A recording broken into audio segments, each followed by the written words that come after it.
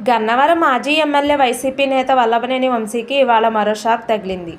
ఇప్పటికే కూటమి సర్కార్ అధికారంలోకి వచ్చినప్పటి నుంచి కేసుల పాలై జైలు జీవితం అనుభవిస్తున్న ఆయనకు తాజాగా హైకోర్టులో ఊరట లభించింది.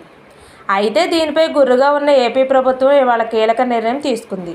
దీంతో వల్లభనేని వంశీకి మరిన్ని కష్టాలు తప్పేలా లేవు.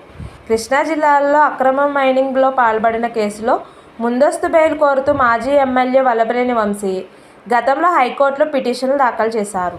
ఈ పిటిషన్పై విచారణ జరిపిన హైకోర్టు వంశీకి ఊరటనిచ్చింది. అయితే మిగతా కేసులు విచారణ ఎదుర్కొంటూ జైల్లో ఉన్న వంశీ జైలు నుంచి బయటకు వచ్చే పరిస్థితి లేకుండా పోయింది. ఆ తర్వాత అనారోగ్య కారణంతో ఆసుపత్రిలో చికిత్స పొందేందుకు మాత్రం హైకోర్టు అనుమతి ఇచ్చింది. దీంతో వంశీ చికిత్స తీసుకుంటున్నారు. ఇప్పుడు ప్రభుత్వ హైకోర్టు గతంలో వంశీకి ఇచ్చిన ఊరటపై సుప్రీంకోర్టును ఆశ్రయించాలని నిర్ణయించింది.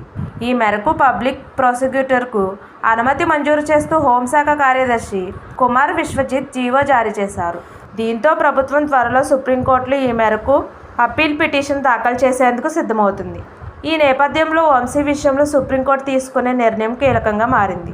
అసలే అనారోగ్యంగా బాధపడుతున్న వంశీకి ఈ వ్యవహారం తలనొప్పిగా మారనుంది.